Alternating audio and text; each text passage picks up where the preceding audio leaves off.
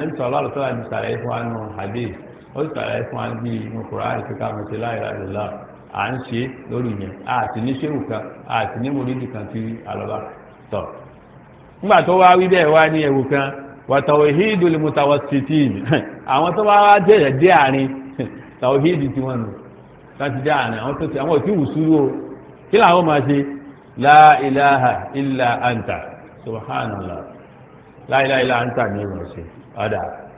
لأنه في مقام الشهود فالقضاء والخطاب وأما لكم àwọn tó wá pé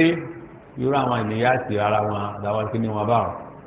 àwọn ni wọ́n máa ti la ilaha illa ana ẹ̀ka bẹ̀ fún wọn ẹ̀yìn èyàn ẹja gbọ́ léyìn náà la ilaha illa ana sáà nẹ́bí ṣe tàbí ànẹ́bí ṣe Abubakar òwìrí Umar òwìrí gbogbo orú la ilaha illa ana yìí ìtàn ló wìrí kò sínú àkàrò Rasul ọ̀dà àsọ̀bí tí la ilaha illa ana wà nínú Qur'an àti ní àdìs tó náà ṣe mú wákàrí ìtumọ̀ la ilaha illa ana ni pé kò sẹ́nìkan tá à ń sin àfẹ́mi kí Ibrahim ní yàtọ̀ mọ̀ wíbà tani ń sìn níbi láti mọ̀ yìí pípẹ́ àní ìnìyà ti ju ànẹ́bì lọ lọ́dọ̀ wọn wàláhì ìnìyà ti ju ànẹ́bì lọ ipò Allah subhanahu wa ta'ala ni wọ́n gbé sí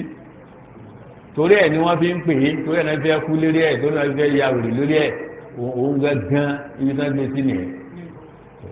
ìyẹn ló àfà ó tún ní ẹnìkan nígbà tí ó ṣe báyìí ó ládàá ó bá rà nẹ́bí ó rà nẹ́bí báyìí pé tètè bó ti ní à ìwọ khalifa ànẹ́bí tó ń pè yẹn lálífà ẹ̀ sì máa takora yín ní báyẹn sọ̀rọ̀ lórí ohun tó ń pè lálífà àlífà tá nẹ́bí ti lálà sí fúnra rẹ̀ pé àgbọ̀rọ̀ lálífà jẹ́ ọ̀kan lọ wàláhì ń bẹ sọ yìí Muslim ó ní ìzàbò yìí à lè kọ́ ní fàtẹ́yìn ní fàkúrú àfẹ́rọ̀hùnmá tẹ́ ẹ bẹ́ẹ̀ ṣe béyà fún àlífà méjì èyí tó dé lẹ́yìn yẹn kẹ́ẹ̀pá ìjọba ni ó pa àwọn akọ́lá pọ̀ ọba ìyẹn di ẹ̀sìn eléré ìlú ni ó pa yín dànù ní àlàáfí sọ pé àwọn eléré ìlú yìí wọ́n ń wò yín rẹ̀ ni kán mú àlífà àti tìjàníyà kán mú àlífà kọ̀díyà àlífà àtàtìlíyà kán kó wọn pọ́n bí kán wá dájọ́ fún wọn yọ náà bá bẹ́ẹ̀ lórí àkàn lọ wòran yín àlífà kan péré ló yẹ gẹ́ nínú àníbi náà ló sọ bẹ́ẹ̀ ìzàbúyè àlìkọ̀lìfàtẹ́yìn ní fàkítùlù àkìrọ̀m ẹni tó tún àdìsí yẹn tàwa ìṣe bẹ́ẹ̀ fún àlífà méjì èyí kejì ní ẹ̀ náà pàdánù àdìsí àlẹ́bí mo tú ẹ̀yìn yọ̀ gan wàláhì ẹ̀yìn yọ̀ gan àlífà báwo ta lélẹ́rì ìlú bẹ ẹ̀yin wá tún lẹ jẹ́ àlífà kan rédèrèdè káàkiri ẹ̀ wá yẹn ra yín ẹ̀tún wá láyà àlífà tá a ní òsì kọ́ra ní sèrègá rẹ̀ gan tí ó bá yẹ pé àlífà gan tí ó bá lórúkọ ẹni tó jẹ́ lérí ìlú ẹ̀ ní èyí tó wà yẹn ó dẹ̀ láyà ó sì gbé àlífà wá tọ̀ ó dẹ̀ tún gbé wá sí Nàìjíríà tá a tún ní sọ́tí àlífà ń bẹ yà yín bí ètò ẹsẹ̀ tuntun náà àlífà bá ń bẹ ọwọ́ awọ́ sì lọ bẹ́ẹ̀ lára sí ilẹ̀ èdè mẹ́lẹ̀ àwa ní àlífà yà yìí anabi lafẹ́ lò lére àti lafẹ́ lò lére ìzàbúyè lè àlìfàtẹ́ yìí ní fàkítùlù àfẹ́ràn ọ̀mọ̀ tẹ́ ẹ bá ti di àlífà yẹn wọ́n mọ̀ pé nǹkan bẹ́ẹ̀ Nàìjíríà ewa ni àlífà gbọ́ ẹ̀rọ àlífà kí ni ń jẹ́ àlífà kọ̀dìríyà àgbákò àlífà tìjàníyà àdẹ́wò àlífà nàìjíríà àlífà sàtìlíà wọ́n wá pọ̀ lọ rẹpẹtẹ ibo lẹ́ ń lọ àbí jìbìtì àdìsí yẹn gbọ́dọ̀ fẹ́ bi tí àgbọ̀rọ̀ ní àlífà kankan ẹ̀sùn á máa jà lórí ẹ̀ tí ò ní ẹ̀rí àlífà tí ò lẹ́rìí ẹ̀sùn á máa jà lórí ẹ̀ ọ̀sán talọ́bọ́ òdò orí láwàní nínú ta ni láwàní ìkíni èyí tí ò sí fún tí ò sí náà wíwá ní ẹ̀ wọ́n ọ̀sán á máa jà lórí ẹ̀ tó ń de eléyìí kọ́ ó ní ẹni sìn ẹ̀ lápò níbo ni ẹ ti ń serú gbogbo báyìí ní sìn tálọ̀ ní jẹ wá ń yá ìyá yẹn wá ń pọ̀ sí ẹ wá rò pé kíní kan ẹ máa pé bóyá ìlú ni eléré ìlú ni òdi ní sekéré kan bóyá wà ń bẹ́ẹ̀ lóòótọ́ gbogbo wọn lẹ̀sìn Islam wọn lo democracy wọn lo gbẹ so àbẹ́yẹjẹ́ yìí náà ń dálẹ̀ gẹ́gẹ́ náà tó pọ̀ ǹjẹ́ ti ẹjẹ́ yìí náà ń dálẹ̀ tó yẹ máa ń ṣe ẹbọ nílùú ìlú kan so inú ọlọ́fọ̀ọ́dọ̀ ló wọ́n jẹ́ wáyé àdínà ẹ wá múra kẹkẹ ẹ wá ń ṣe bí wèrè kí wọ́n á ní ẹ̀yẹ owó bá ti pọ̀ tó pípọ̀ òkínlẹ̀ kí la bẹ́ẹ̀ nílò pẹ̀lú ẹ kí la bẹ́ẹ̀ nílò pẹ̀lú púpọ̀ ní ìgbà náà ṣe pẹ̀lú ẹ tọ́wá lọ́wọ́ ní Kùránì wíṣẹ́ ròyìn àwọn tó pọ̀ púpọ̀ ọ̀pọ̀lọpọ̀ wa wọn ní làkàì ọ̀pọ̀lọpọ̀ wa ó mọ̀nà ọ̀pọ̀lọpọ̀ wa lọ́wọ́ ní Kùránì akísàrù lọ́wọ́ wo kò sí nǹkan lára fi ṣe torí ẹ̀ ló jẹ́ pé àdéhùn sallallahu alaihi wasallam nígbà tó níbi ṣe inú àdéhùn Abdullahi ibn Abbas táwọn ẹni sọ̀rọ̀ nípa pé wọ́n fi hàn wọn ẹnìkan bẹ nàìjíríà kan ó pèpè fa kò ẹnìkan ọ̀dà lóhùn ọ̀dà àgbà tẹ́lẹ̀ kan ọ̀dà lóhùn tí ọlọ́lájú ànábì lọ́nà ẹnìkan pèpè fa èèyàn kan tó dá lóhùn sọ ọlọ́lájú ànábì ẹ̀ lọ́nà èèyàn ó tún pèpè fa èèyàn méjì ló dá lóhùn ẹni tíjọ rẹ̀ pọ̀ jù lànàbì Muhammad sallallahu alaihi wasallam lẹ́yìn rẹ̀ ju ànábì Musa tó ń gbà tó wá rí báyẹn bóòlù ti lè sọ pé gbàdá fẹ́ ẹ̀rọ fi pípọ̀ sọ pé gbàdá wọn pọ̀ àwọn á pọ̀ kalẹ̀ bí wèrè bí jùnún wọn á ti bí wèrè káàkiri ṣé pípọ̀ la nídìí ni àbí kí ni nǹkan láàtàrà àti ànábì ní àṣẹ ebi tó ní àṣẹ ló yẹ ká ṣe wọ́n ìgbà díẹ̀ ni wọ́n ń ṣe èèyàn á wò nǹkan nísìnyí ẹ̀wọ̀n ti rí kúrukúru subhanallah tó ń délé yìí akàndúpẹ́ lọ́dọ̀ ọ̀làdé àwọn tí ó mọ̀ wọ́n wàláhì wọ́n sẹ̀ tún mọ̀ wọ́n sí ni àwọn tí ó mọ̀ wọ́n sẹ̀ mọ̀ wọ́n sí ni tó ń délé yìí kọ́ ìyìn ní kú omi ẹ̀ o ẹ padà síbẹ̀ ẹ ṣàlàyé tẹ́rìbíyà fáwọn èèyàn ṣàlàyé sọ̀látù fàtì tí a mọ̀ ti jáde sọ yẹn ẹ ṣàlàyé fáwọn èèyàn ẹ ṣàlàyé síkìrí tí mo sọ pé Ibrahim ni a ti sọ pé síkìrí táwọn dábàá fẹ́ mú nǹkan nínú súfí lẹ́yìn kìtàwọ̀ súnà àtikárò àmúlọ́dọ̀ àwọn ṣùyò ẹ ṣàlàyé ẹ̀ torí gbogbo ètò ọsọ yẹn ní tìtọ́ ní oyin ẹnìkan rà nẹ́bí lálàá ó rí ní tètè ó lè wá fún síkìrí àwọn orí kẹ̀kẹ́ ń bẹ̀ bíkọ́ọ̀tì àwọn èèyàn ò bá nẹ́bí gbàdán ti bá nẹ́bí wọn lè rà nẹ́bí kó fún ní nǹkan kó fún ní nǹkan tí Abubakar Siddiq kò rà nẹ́bí kó fún ní nǹkan Abubakar gan fúnra ló yẹ kó mú nǹkan wá fún wa kò mú wá fún wa wala Umar kò mú wá fún wa wala Usman kò mú wá fún wa wala Ali kò mú wá fún wa gbogbo sàábé kò mú kankan wá fún wa èyí lẹ wá bẹ̀rẹ̀ nígbà tí gbogbo ìgbà tí kòrónù tó da tó lọ tán lẹ wá dé amẹ́tìjáni dé amẹ́tìkọ̀dé Ibrahim Niyas dé àbùkọ́dé Jẹ̀láni dé gbogbo wọn wá ń dé ó ká kó wá dá sàlátù lẹ̀ wọ́n wá ń dá bídé alẹ̀ wọ́n dá gbogbo kìnnìkan lẹ̀ táwọn yóò ní wòlíì ẹ dá wọn padà síbi tí mo dá wọn yín padà sí ń jò ní ẹ má máa pè wọ́n wòlíì mọ́ tẹ́ ẹ bá pé wòlíì ẹ fi kọ́ mọ́ sí àwòlíyá òṣèìtọ̀ ìyẹn dáná ẹ bá ti ní àwọn wòlíì wa tá à ń sọ̀rọ̀ rẹ̀ yìí o àwọn àwòlíyá òṣèìtọ̀ ní kò sẹ́ni tí ó bá yín jà àmọ́kẹ́ ní àwòlíyáhu Rahman á ní kò sẹ́ni kan tí ó ṣerú yẹ so Ibrahim Niyas ń kọ́ mí ní àwòlíyáhi ṣèìtọ̀ kò sí problem ẹ máa fi kiri yẹn sí òun ló yẹ ká ti mọ̀ pé ògbóǹtarìgì èṣù ni ó ti tán kò sí nǹkan tá a fi gbà bẹ́ẹ̀ ó nìyẹn òun nígbà tó wá sọ báyìí fún wa ní tìtò ní bọ́n ṣe ń ṣe nù kí náà tó wá fẹ́ ká sọ lórí rẹ̀ ẹ wá wo nǹkan nísìn níbi ìbàyí wàláì wọ́n tó sọ kẹ́nìkan níbi ìbàyí tó tún lágbára ẹ tún lọ wọ sọ́fà 287 wàláì mo mú kí àyè wá fún yín tájúbọ̀lẹ̀ àlùbáàtì yìí tí Ibrahim Niyas mọ̀ nípa ẹ lọ sí gbogbo sọfáàtì yẹ àwọn tí mo sọ yẹn kẹ lọ sọ ká gbọ́ gbẹ́tẹ̀ àyẹn wá kọ́ ọlọ́ka ó ní wọ́n sọ yìí la ṣe sẹ́yìn mọ̀tàrù kùn tí ọ̀nà bíi mọ̀lẹ́ ìlà bíi mọ́ni tilawati Qur'an fil khalwa àtúnyì gan. ó ní ìyẹn gbọ́dọ̀ ká Qur'an ní khalwa haram ni mamnu ẹ gbọ́dọ̀ ká Qur'an ní khalwa ok wọ́n wá ní fàájàbà ó wá ní inna qira'ata al-Qur'an la tamna'u bi hali illa liman shar'i ìka Qur'an kò nígbà tí wọ́n lè ka Qur'an àfi tó wá pé nǹkan tó kọ̀ fún yàn bá jẹ́ ti shadow prophet Islam ṣẹ̀dá Islam kí ni wọ́n á ní tó kọ̀ fún wa àwọn á ní ẹ̀gbọ́dọ̀ wá ka Qur'an yẹn ní khalwa yẹn wa innama tarakat halata al-khalwa iktisara ala al-ismi níta àfi náà ka Qur'an ní khalwa yẹn ni pé ìsìmí àwọn orúkọ tá a bá fún yín ní àtikárù ni ẹ máa ṣe yàtọ̀ sí Qur'an ẹ gbọ́dọ̀ ṣe yẹn ní halwa ẹ gbọ́dọ̀ ṣe kí ló dé tàbí gbọ́dọ̀ ṣe liyakuna tajalli wahida tóra àwọn àtikárù kan fún àwọn tó fi wọn yẹn wọ́n ń fún wọn pé kí aláwọ̀ bá hàn lára wọn ni tọ́ba wa ń ka Qur'an nígbà yẹn kò ní jẹ́ kó tètè aláwọ̀ ní tètè hàn lára rẹ̀ kò ní tètè hàn lára rẹ̀ yóò àti ń fẹ́ kó hàn lára rẹ̀ fi mìíràn àti basirati muridi fa idha fataha wahid sara baban li jami' futuhat wa tajalliyat al-Qur'an muta'addida wa idha qatarat tajalliyat tafarraqat himmatu ala qadri dhalik fa yatulu ṣe ó ní muridi ò ní tètè wùsùlù báwọn ṣé wọ́n ń pè yàn lọ bí kéèyàn ka Qur'an àgbẹ̀lẹ̀ yẹn kó bẹ̀rẹ̀ sí ẹ̀mí wọ́n yí gan ni o ìgbà tó wọ́n ń bá lọ bẹ́yẹn ó tún wá bí léèrè kẹgbẹ́ sí ìyẹn lè wọnú tọ̀ríkà kó tó parí ìmọ̀ yàtí tí yẹn lè kọ́mọ̀ náà kó tó kọ́ tọ́nu tọ̀ríkà ìyẹn ó tọ̀ ó ń pàdé pé ìmọ̀ tí ó bá kọ́ náà ìmọ̀ bá tì ní náà ni ara ẹ̀ náà ni ìyẹn kò sí problem ìyẹn tí ó lè yóò ṣe kankan tọ̀ gbà tó wá ń bọ̀rọ̀ bọ̀ wá fẹ́ sọ̀rọ̀ lórí Jawharatul Kamal subhanallah àwọn kìíní ti ya wèrè gan o ó ti ya wèrè gan ìyẹn ó kà máa ta kìíní iye sì máa fọyàn wọ́n á ní àwọn wùsùlù ẹ̀ ń pàwọn èèyàn ní kọkúkọ subhanallah ẹ̀ ń pàwọn èèyàn ní kọkúkọ ẹ̀ lẹ́ wùsùlù ń bọ́ lẹ́sí wùsùlù bẹ́ẹ̀ bá wùsùlù lọ bí iná tẹ́ bá ti kú lélẹ̀ ló kú kò sí kankan ẹnì kò sí ní stọ́ọ̀fù níbi èyí o ẹ máa lọ ẹ lẹ́ mọ wàhálà kẹ́ ẹ má bàa tún á fa àwọn èèyàn là ń sàlàyé fún yín àwọn èèyàn yìí ẹ tún wọn lẹ̀ ẹ jẹ́ ká mọ nǹkan tí à ń sọ ká jẹ́ ká gbọ́ nǹkan tá à ń sọ ẹ wo dápẹ́ ní Jawharatul Kamal yẹ májẹ̀mú tí wọ́n fún ó lé ju ti Kùránì lọ àti àwọn ọlátán fún tó yẹ pé ẹ̀ lè rírú ẹ̀ láyé subhanallah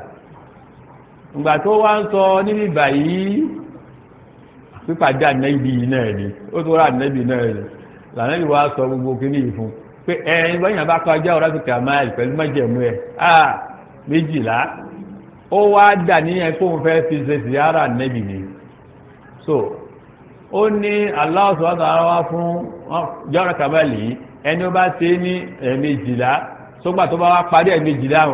yóò wá ní hadihi hadiyatu minni ilayka ya Rasulallah gbogbo ẹ̀dọ́ bá ti ṣe tó fi rí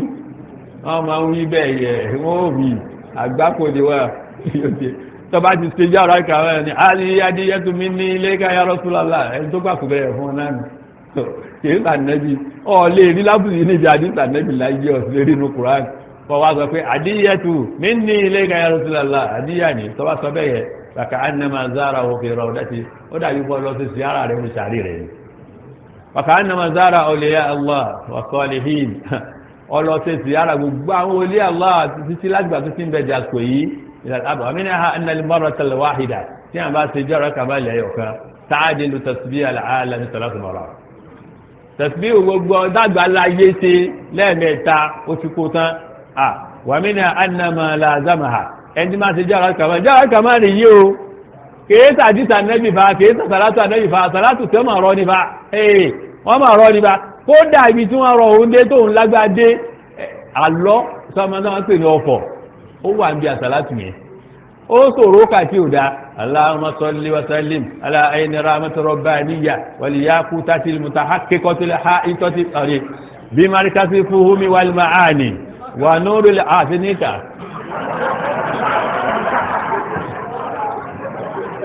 áká o àgagẹ́rẹ́ sáàtọ̀ a máa pé àsàlátù tí wà kọ́ ní wí àsàlátù mi ní wí wọ́n rí kó dákọ̀ rẹ̀ ní ètò àgbàlẹ́ kó máa gbọ́ láàrin Allahumma salli wa sallim ala ayni rahmati rabbaniyya wal yaqutati mutahaqqiqatil ha'itati bi markazi fuhumi wal ma'ani ونور الأقوال المتكونة الآدمي صاحب الحق الرباني البرك الأصل بمنظور الأرباع المالي لكل متعارض من البهور والأواني ونور كلام الذي ملأت به كونك الآخر بأبكرة المعاني اللهم صل وسلم على عين الحق التي تتجلى من أروش العقائد عين المعارف الأقوم أقوم صراطك الثاني الأسقم اللهم صل وسلم على طلعة الحق بالحق للكنز الأعظم إفادتك منك إليك إحاطة النور المتلسم الله نقول عليه صلى الله عليه صلاة تعرفنا بها إياه méjìlá oníkàkà méjìlá nínú Tìjàníyà ló wà oyin abájíká wàyí nǹkan dá ilẹ̀ fi jùlọ salawati ala rasul fatakutu bí mọ́ni lamtakun lè gẹ́gẹ́ mọ́sá tó wá pé àsàlátù lélẹ́yìn náà tó sì wà nínú àwọn àsàlátù tó lóore tó eléyìí ó tún wá ní àwọn special tí ó mú dání ní wọ́n ń sọ àwọn special rẹ̀ tààlé bọ́lọ̀ tí lélẹ́yìn bọ́lọ̀ tí lásà lọ́tù ìjàjà fún ìlú sí àsìkọ́mì kí ni túmọ̀ rẹ̀ ẹ̀ tù fún mi o mọ̀tálísọ́mì ẹ̀ tù fún mi nínú èdè lábá kò sí mẹ́ kò sí èdè lábá kò sí èdè lábá wa kò sí èdè lábá tẹ̀sí báwọn so àjànú nígbàgbé kan fún wa wàláì so ó wá ní àsàlátù wí lẹ́nu wa tẹ́bá wá kà á lẹ́ẹ̀mejì subhanallah ẹ ti sọ yẹn nù ẹni tó bá dún mímọ́ tí wọ́n ń kà á tó ju ẹ̀mejì lọ yuhibbuhu rasul anabi ó fẹ́ràn rẹ̀ mahabbata khas torí anabi ó yé tirẹ̀ débi pé wàláì torí pé àsàlátù yìí kìí ṣe pé àfẹ́ràn anabi sàlátù ibrahimiyya àfẹ́ràn anabi yóò ṣe ẹ máa wò kán tán fúnra wọn ní àyà ó ní yóò fẹ́ràn rẹ̀ ní ìfẹ́ràn special wala yamut ẹni náà wà ní kú hátà yakuna waliyan tí èdè wòlíì ó bọ̀rọ̀ jẹ́ eléyìí ni yóò ṣe tí èdè wòlíì tó wá ní wòlíì èṣù àti láàjà àmọ́ wòlíì tí Allah yóò lè ṣe léèkó di wòlíì báwò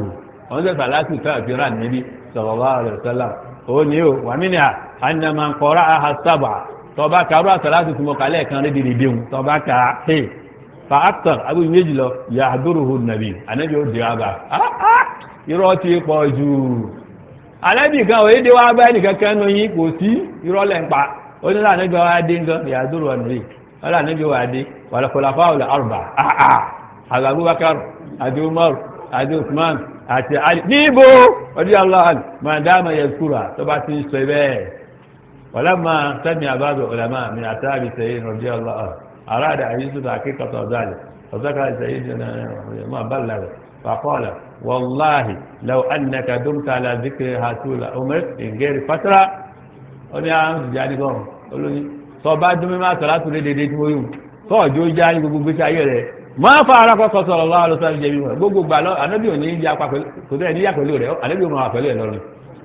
ọ máa rí fi ṣeré ni ọtí irọ́ yẹn ti pọ̀ jù wàláì ẹ̀wọ̀n kan báyìí nìsín gbogbo eléyìí ibo ló ti rí wo eléyìí nìsín tọ̀ ó tún wá ní tọ̀ ó ní ń de eléyìí kọ́ ó sà wá mú àwọn eléyìí wá ó ní tó àbá tún wá ń ṣe dáadáa lọ́wọ́ fẹ́sẹ̀wá lè ìjà ìzàkiri iná láhà ó ní àwọn tó ń ṣe síkìrì tó bá pẹ́ aláàbá sí kẹ̀kẹ́ fún wọn ni tán bá rí báyìí ha lọ́ṣà àdúrò wọ́n wà á rà nẹ́bì aláṣọ rátìhì lẹ́tì kọ̀bẹ́dàhùn wà rẹ̀ bá nàbì ṣe rí gẹ́lẹ́ láyé bẹ́ẹ̀ náà ṣe rí subhanallah wa dhalika al-khulafa ar-rashidin wa qad shuhida huwa wa khulafa ar-rashidin al-marra ba'da marra wa min ma dawama alayha sab'a inda an-nawm ala ta'arati kamila wa firashi ta'ira nabi ẹni ó bá ṣe tó mọ́ra tó ṣe àrọ̀lá tó bá mọ́ra tó lórí ìtẹ́ tó mọ́ yóò rà nàbì irọ́ ni ń pa fún yìí o tó ń lè nǹkan kákọ́kọ́ wo náà pé gbogbo ọ̀rọ̀ tó sọ yìí kò nítumọ̀ torí pé a ti sọ fún wa pé ànábì ti kú gbogbo àwọn sàábì ànábì kò sí èyí tó rà ànábì kò sí èyí tó rà ànábì kò sí tó ń lè lẹ́yìn ìgbà tí ànábì ti kú wọ́n lè rí lálàá o wọ́n rí lálàá wọ́n tẹ̀ rí lálàá náà àmọ́ kí wọ́n rí ànábì ní fètètè ó tún wá di pé ànábì tún wá fún wọn ní nǹkan kò sí ẹni náà nu wọn ó ti wá jẹ́ pé àwọn wòlíì gidi nu kò yọ sí wọn ẹ̀yin ni wọ́n á yọ sí ẹ̀ kàn pa irọ́ ẹ̀ ń parọ́ fáwọn èèyàn láti máa tún ẹ̀jẹ̀ torí sáńpẹ̀ ní kíní ẹ̀gẹ̀gẹ̀ sáńpẹ̀ ní Tìjàníyà Kọ̀dìríyà tọ̀ríkà òun náà ní pé ìlú àwọn èèyàn àti ìgbájú ẹ̀ òun náà ní ó wà fún wọn kò sí kẹkẹ tó ti jù báyìí lọ ẹ bá mọ iye owó tí àlífà kó lọ àlífà rẹ dédé o tí ò sí àlífà owó tó kó lọ ó ní agbára ọ̀dọ̀ wọn o subhanallah káwọn èèyàn máa gbá yín báyìí á di sàlàyé fa kò jẹ́ bẹ́ẹ̀ kankan wòlíì kankan kọ́ kò ó de wòlíì kò sí kankan kèfèrí ni kèfèrí nígbà bá ń bẹ tá a pè jùlọ kò ní fálù ẹ̀dẹ̀ gbé sí kínní kò sí lè ṣe kankan fún yín lọ́lẹ̀ ń pa ìtara yín ni ọ̀dà agbáde ọmọ rẹ̀ kú jòní ṣé àlífò sì sọ fún ẹ tó lọ wípé ọmọ yìí yóò kú àbí tọ́ọ̀nù kó dè mọ́lẹ̀ kó bá kú òun ò sí ọtí náà kó dè mọ́lẹ̀ kó bá kú òun ló ti lọ wọ́n ń tàn yín ni náà òun gẹ́ ń sàárẹ̀ bó ṣe wà ní àárẹ̀ tó lágbára gbogbo àrùn náà lè tèwú náà kí a ní ẹgbẹ́ ní kalẹ̀ yóò àmọ́ tuntun sí ilá yóò máa gbọ́ lé ní sàláàtì fàtì ó sì wo sàláàtì báyìí bí àǹbẹ̀ ńlẹ̀ tẹ́lẹ̀ pé wọn àmọ́ mára jẹ wọn ò máma ó kéré sáré pé sàláàtì báyìí bí àkínlẹ̀ ìsè wọ́n ti gbà tẹ kò sí tẹ́kẹ̀ tán sílẹ̀ fún Allah máa tà nábì wọ́n ti ọba tó gbogbo nǹkan tá a gbéra nábì pátápátá kò sí nǹkan kan mọ́ tó kù wọ́n ti wá gbéra wọn sípò Allah wọ́n ti wá gbéra wọn ẹbẹ́ kọ́ mímọ́ ẹbẹ́ kọ́ lè bá tì ní ẹbẹ́ wùsùlù ìdíjẹ́tì wọlé ní ilé máa kékọ̀ọ́ ni kò sí kẹ̀kẹ́ mọ́ èyí náà níbi gbé wá wọ́n ti parẹ́ kò sí fáyidà kẹ̀kẹ́ lọ́dọ̀ wọn mọ́ wọ́n wá gbé yẹn kalẹ̀ wọ́n tún wá yẹn lérí fún wa èyí tó ń yẹ wá ní ìsìn ònu eléyìí gbogbo ayé alámù wọn ni o lèyí tó wà yẹn o gbogbo Tìjàníyà láyé ní àgbáláyé òun ló wà yẹn kẹwàá òun kábà òun ló wà yẹn níbi tí a jọ pé aburú wọn ó ní agbára yé bẹ́lẹ̀ yìí bá ń lọ ní Senegal wọn pírẹ́sẹ̀dì wọn ni sọ́yà nígbà pé mo pírẹ́sẹ̀dì wọn kọjá kẹ́nu sẹ́yìn bá ń lọ lásán yé àwọn ògbóǹtarìgì wọn nù nǹkan tó wá ń yè mí lẹ́nu náà ni mo ń sọ fún yín yẹ ìwọ tó wá mọ̀ pé ìwọ náà ń bọ́ ní gbogbo ayé tó ti wọ̀ lọ́ọ́ ṣe nǹkan fún wọn ọlá ẹ̀ náà náà fi ń tọrọ lọ́dún ṣe nǹkan fún wa kí ló dé tó ọ̀sẹ̀ sílùú rẹ̀ tó fi ń rìnrìn òsì káàkiri. irú wọn ṣe wáyé nísìnyí gbogbo àwọn tó ń dààmú tó ń ṣe léṣe ọwọ́ kan dáwó fún wọn kì í kọ́ gbowó lọ kò yẹ kọ́ gbowó lọ ìyá ń jẹ ní Nàìjíríà yìí ẹ̀yà sàràtúlẹ̀ fàátì yà sẹ́dúgbẹ́ sí máa ń sùn sàràtúlẹ̀ fàátì á sì rówó kó máa dálẹ̀ àrí ìkẹ́kẹ́ ọlọ náà ìyá tó pọ̀ náà ni ìyá tó pọ̀ náà ni nígbà tó tún lọ ọtún kówó lọ ewa lè irú àlífà wa lè yìí kẹ́ ẹ máa wo aburú táwọn èèyàn ń dálẹ̀ fún ara wọn o wàláì wọ́n ń lera wọn lá débi pé àìmáyọ́kọ́ àti àwọn omi tó jáde fún iná owó yẹn tún láti nì owó tí yóò dá fún àwọn ará bí tẹ́lẹ̀ tóun ti dé wa ó ti tẹ́ nìyẹn gbogbo ìgbésí ayé ẹ̀ ni wọ́n á sùn yọ̀ wọ́n á sùn bá máa kórìkì tá ń kórìkì àkiri àwọn míì tó ti lázẹ́ẹ̀dì tán kú subhanallah lórí ojú ọ̀nà dédédé yẹn wọ́n tẹ̀ kú yé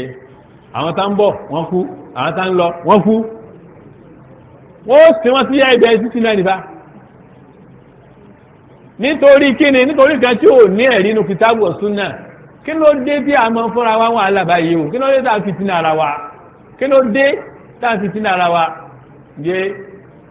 ẹ wá mú gbogbo ẹ ọsàn wa ṣe ẹ̀rọ náà lẹ́tí rí o tó sẹ́ni bá dá sàlàyé fún ara wa táwọn ẹgbẹ́ kékeré kan kódà ẹnìkan bẹ ó ní wàláhì bàtà sàlàyé ìfòlólì tá a sàlàyé ìfòlólì pé ìsìlẹ́gbé aláàṣẹ ní ìbọ̀sẹ̀ rí nìyẹn ó ní wàláhì gbà tóun ṣe tìjà níyà ó ní wọ́n sọ fáwọn pé ó ẹ̀yà sọ tó tọ́ fún yín Ibrahim ni yá ti ju ànábì lọ wọ́n lọ sọ fáwọn bẹ́ẹ̀ wọ́n ń parọ́ ni ètò orí pé Ibrahim yá ti yẹ ipò Allah ni wọ́n gbé sí ipò Allah ni wọ́n gbé sí ní òjẹ́ kẹ́yìn ọmọ kankan bí ṣe ń ṣeun bá ṣe ń ṣeun wọ́n gbà pé Allah subhanahu wa ta'ala làwọn ń pè tó fa problem fún àná kí èèyàn ó fojúlẹ̀ káyọ̀ àtàlátì ilé ẹ̀ máa ṣe tànẹ́bì sì náà ṣe wọ́n dẹ̀ kọ̀dẹ́mù tànẹ́bì fọ́ta àwọn kó lágbára náà istighfaru wọn àgbákò ni la ilaha illallah òun náà láyé sí la ilaha illallah wọn òun ní nìsín